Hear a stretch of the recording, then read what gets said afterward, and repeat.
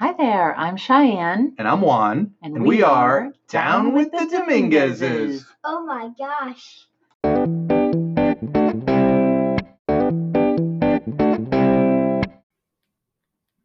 Welcome, everyone. I'm Cheyenne Dominguez here with Juan Dominguez. Hi. Hello. Hello. Okay, everyone. We are excited to be back with you. We have some funny things to share with you that have been happening in the Dominguez household.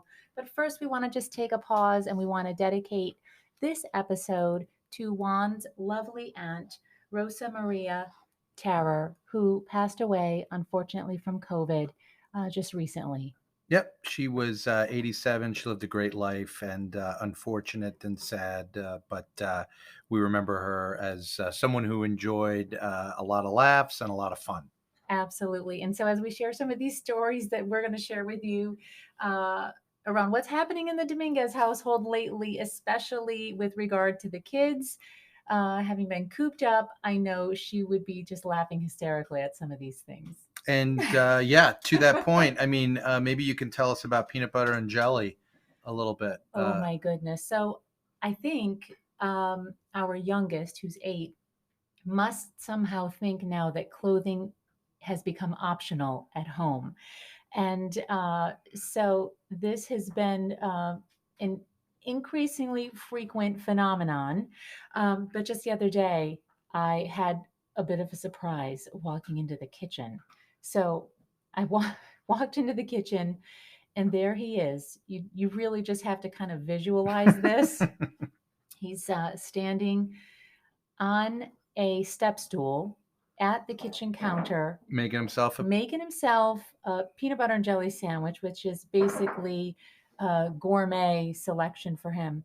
But he's doing this naked while watching an episode of The Office. just like it was the most natural thing to be doing, right? We walked in thinking, wow, this is weird, but he was having, yeah. He was so happy and just kind of going about his business, doing his own thing, watching The Office, making peanut butter and jelly, wearing no clothes. It's like being at the mansion. Yep, without a doubt. So yeah, he seemed perfectly content. Like there was nothing unusual about this scene. Another great day, another great stay-at-home day. So yeah, that was pretty funny. And you may be asking yourself, why is an 8-year-old watching The Office? Because my wife always is asking me, is this age appropriate? And I guess the answer is probably not. But he's lot. The second child, so first child did not watch The Office. Not at 8, but he's almost 9. As he tell you, he's 8.5. And, I think a lot of the inappropriate stuff just goes right over, right? If you don't know what that is, it just goes right over your head and you just keep going. And we don't answer. I can only hope that you're right. I think I'm right. Let's hope. Oh my goodness. Well, the other interesting thing is, he has kind of an interesting hairdo right now.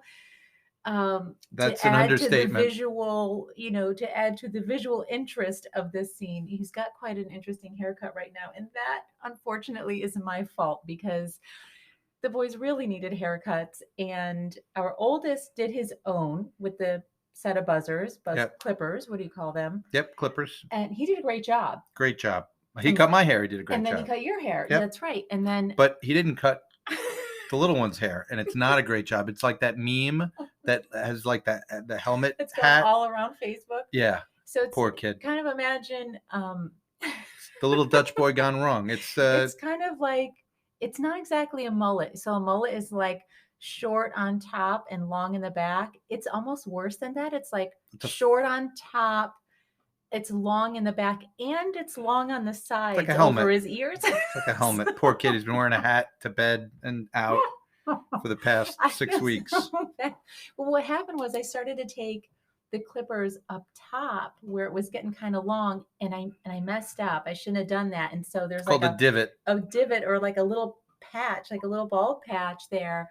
And he stopped me instantly, and I stopped. So we didn't go any further. And so there's this little bald patch above his right eye on top of his head. It's and the sides and back are long. And I don't even know what the name of this haircut. It's it's the coronavirus haircut. That's what it is. I'm going to call it that. That's probably apropos. And so sticking on the hair theme for a second.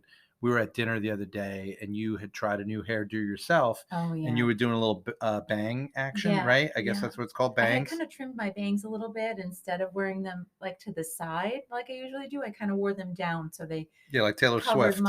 covered my forehead. Right, Yeah. right. And just matter of factly, the same kid that runs around the house naked just kind of said, "Hey, mom, here's something for you. Lose the bangs." And then he went back to his dinner. That was it. I just about spit out my food.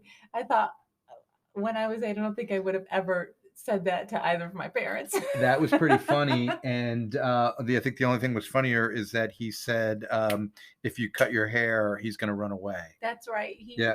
He does not like when I cut my hair, even trim my hair, and he threatens to run away if I ever cut my hair. So no pressure or anything on me or my hairstylist, but hopefully I can just trick him when I need a trim. But Yep. he has threatened to run away if I cut my hair. Well, He feels strongly about you my know, hair. we could probably leave the hair thing, other than I have all my hair. I have a full head of hair, if anyone was wondering out there. But You have great hair. You have thank very you. thick hair. Thank you, honey. Thank you. Appreciate that. I I think we were going to talk a little bit about our other son and our father-son gosh. meltdown from the other day. So our oldest he just turned 16, and he's coming of age. He's becoming, he's making his way into manhood here soon. And apparently, I can't leave the house without the two of you That was one time. We had a little, we had a little disagreement. But it escalated. Quickly escalated. It was something around. He was up late past our agreed upon bedtime, and so the agreed upon punishment is for that overtime being up late, you lose your phone and computer privileges for the equal amount of time. So it's like an hour, nothing like that. But so he was supposed to give up his phone and laptop. Yeah, which he did for an hour. Which he did, but then he went to the TV, which is just another electronic, right? Another screen. Went from one screen to the other. So I said, okay, you gotta hand in. I'll take that remote. And he decided to stand his ground. And at the risk of the two of us wrestling, so he had turned in. He had given up the phone and the laptop. Sure, because he had the remote. When it came to the TV remote control, he decided he was going to stand his ground. He was going to stand on some kind of principle that he should keep the TV remote and be able to watch TV. Yes, and we've already had one wrestling match in the past, and I thought a second one probably wasn't a good idea. Yeah, especially I would be upset coming home to a wrestling match. Yeah, so I just gave the next best thing, which is for every minute that I don't get the remote, that's a day of losing phone and computer, which wasn't well thought out. Because you basically went from 0 to a 10. Went from 0 to a 10, maybe, threatened. Wait, so let me just repeat that. So your threat then, since he wouldn't give you the TV remote, was that you were going to, for every minute he continued to keep the TV remote, you were going to take electronics for a day. And so at the 43rd minute, I realized that. But meanwhile, while all this is happening, all the televisions have been unplugged and removed from the rooms that they were in, and you then hoarded them and took all the TVs up into your office. As numerous went back to work. As numerous presidents have said, mission accomplished. And our teenager proudly still had the remote control. Yep, and I had to go back on my threat, and it was it all got resolved at the end. But wow, yeah, that was kind of a whirlwind day. I came home and the TVs have all been disconnected. Yeah, I couldn't. He's got a remote and refuses to let it go. It was it was not our best moments. Not your best moment. No, but if you are listening, and if you've had any teen parent meltdown situations, we'd love to hear from you. Yeah, please. It is kind of funny to look back and see how you reacted in a way that you probably never thought you would have reacted. Yeah, I thought it was a win. That we didn't wrestle. So that was good. So, I think what's going on with our Florida plans, our Miami plans? Yeah, so that's gone out the window. Yeah, so we had planned to go visit family in Miami as sort of a kind of a Yeah, vacation. vacation, We were going you to know, re-quarantine with them, right? And still and have the beach. And then lo and behold, we have a a resurgence. A resurgence in resurgence, and Florida. there's 11,500 cases a Cases, day, and there's new cases a no new day, cases a day, and and there's no way we're going to there's Florida. no going to So Florida. So sorry, all of our Florida friends. We hope you're staying safe. But that was kind of sad. We couldn't go. AV after the vaccine. That's when life returns to normal. We finally concluded AV after the vaccine. Yeah, and all of all places we had chosen to Yep. try to do a little getaway. So Epic fail no there. beach access, no pool access. Basically quarantined in a smaller residence. So that's not happening. Not gonna happen. No. Well, I recently sent you a calendar invite. I don't know if you got it.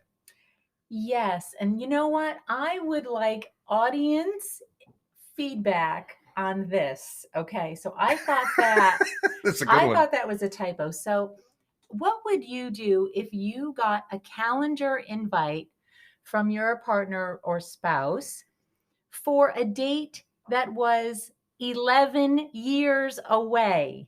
Yeah, so I thought, oh, this must be a typo.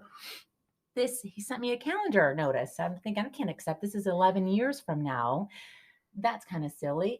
And then, but you're saying that was not a typo. It wasn't a typo. So number one, I think it shows remarkable commitment to our relationship that I'm setting, putting something on the calendar 11 years from now. Yeah, from that's now? not an anniversary. I thought, yeah, I think you should look on the bright side. Anniversary. Yeah, it's some work distribution from some account, and so I've got to call back a company in 11 years that may no longer be there for this distribution. It sounds actually kind of fishy now that I think about it, right? It sounds like a Nigerian email scam. Do you hear yourself saying this out loud now? We have to assess some financial situation 11 years from now. If I'm not here in 11 years, you know where to go to access this money. I don't. It's just the calendar invite has no details. I'll update it. I'll update it.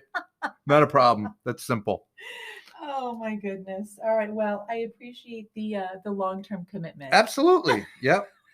But if I'd love to hear what's the longest calendar invite? How far away do you make plans with your spouse? Is it like a year, 2 years, 3 years? 5, 10, but 11 years. I don't know. I think there might be some kind of Guinness record in there. Yeah, there might be statute of limitations. The more I think about it, the more I think I'm never getting this money. But I do need to get you those details. That's good. Good. I'm glad we talked about it. I'm glad we did too. All right. Thanks for listening, everyone. This has been Down with the Dominguezes, and we hope you're staying safe and staying active, and we'll see you back here next time. Great to be back. Take care, everybody. Thanks, everyone, so much for listening. If you've enjoyed Down with the Dominguezes, we hope that you'll subscribe to this podcast on whatever platform you enjoy listening to podcasts on, and leave us a review. We would love to hear what you have to share about Down with the Dominguezes. And lastly, we would love it if you would share it with your friends. It'd mean a lot to us. Thanks, everyone.